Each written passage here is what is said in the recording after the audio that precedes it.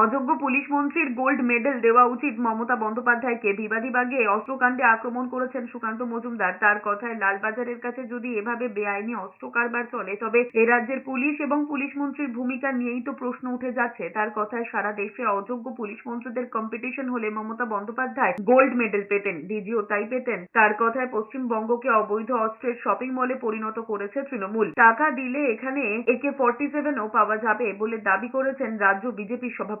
তার কথায় এটাই এগিয়ে বাংলার মডেল। পশ্চিমবঙ্গকে একটি ওপেন অস্ত্রাগারের শপিং মলে পরিণত করেছে তৃণমূল। অবৈধ অস্ত্রের শপিং মল। আপনার কি লাগবে? আপনি পয়সা যদি উপযুক্ত পয়সা দিতে পারলে পরে আপনি AK-47ও পাবেন। এগিয়ে বাংলা মডেল।